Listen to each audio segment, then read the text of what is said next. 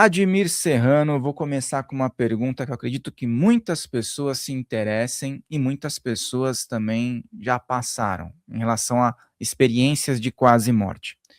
Porque a maioria das pessoas, quando relatam que estiveram frente a frente com alguma figura espiritual, descrevem que muitas vezes estiveram frente a frente com Jesus, ou então com a figura de Siddhartha Gautama, Buda. Muitas pessoas relatam que tiveram experiências com seres não humanos, com Aham. aparências diferentes, ou anjos, figuras angelicais, crianças. Por que esses relatos são tão comuns? Bem, Rafael,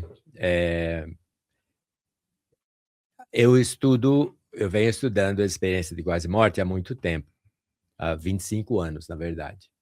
E a literatura, ela é realmente vasta, e nesse aspecto de Buda, de Siddhartha Gautama, que era o Buda, né, ou de seres extraterrestres, eu já ouvi, mas muito pouco, muito pouco.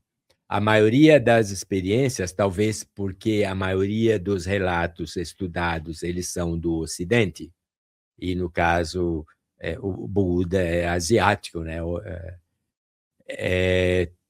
Tenha menos a, a, essa, esse encontro com esses seres. A maioria, eles são seres que alguns identificam esse ser como Jesus, mas muitos são claros. Eles dizem, mas eu não sei se era Jesus. A sensação que eu tinha, e muitos nem vê, por exemplo, o rosto, eles sentem a pessoa, o espírito, eles sentem a energia, eles sentem a paz. E às vezes eles dão o nome de Jesus porque é a ideia daquele espírito grandioso que nós conhecemos.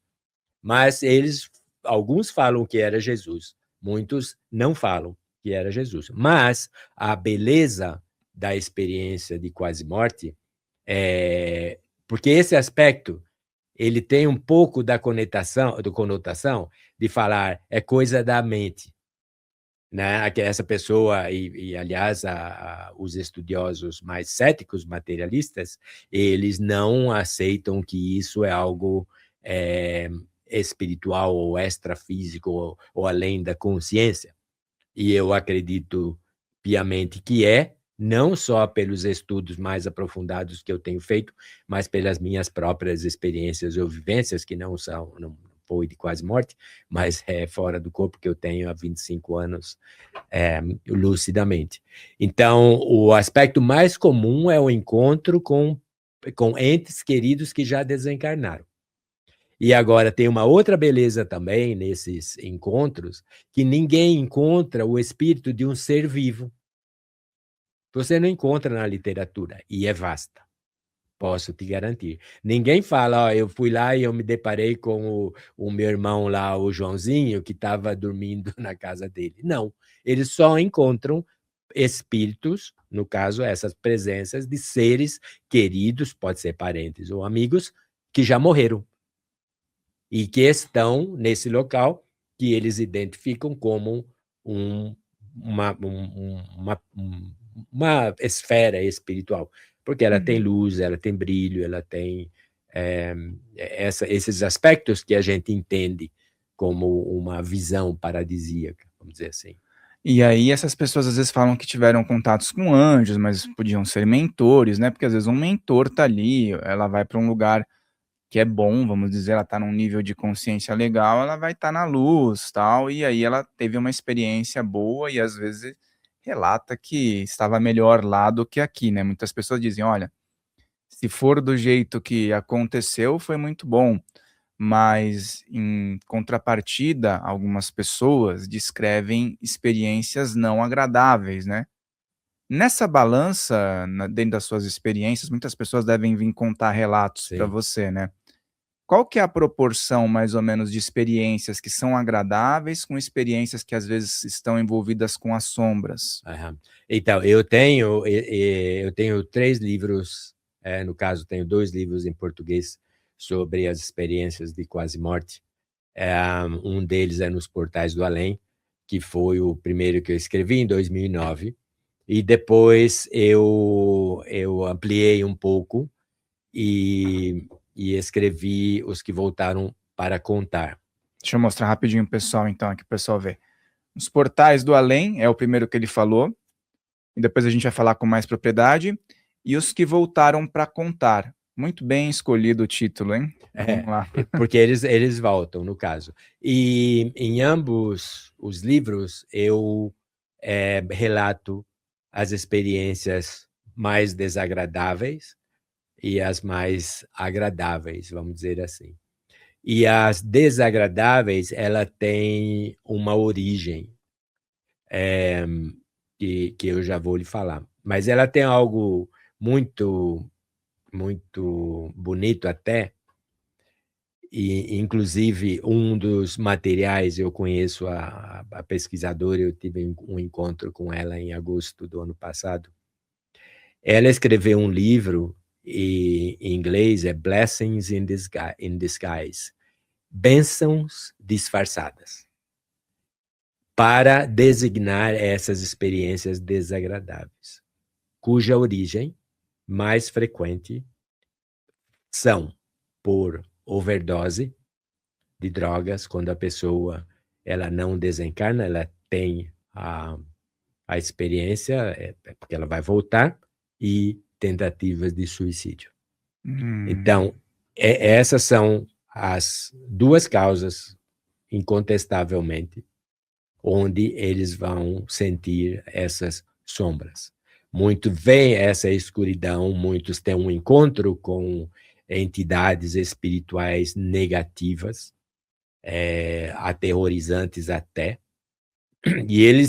e a primeira coisa que eles percebem, e aí está a beleza da coisa, nesse momento suspenso na escuridão, é a continuidade da vida após a morte. Elas aprendem, elas descobrem por si próprias que elas não morreram ou não morreriam caso o corpo tivesse realmente vindo a falhar, e que elas ficariam nesse estado suspenso de sofrimento mental para sempre. Mas não existe esse para sempre, porque na espiritualidade nós somos seres evoluídos, nós somos acompanhados, e mesmo esses que realmente desencarnam ou morrem por suicídio ou por overdose, por exemplo, eles serão amparados. Ninguém é largado às traças no outro mundo e sofrer a eternidade, não.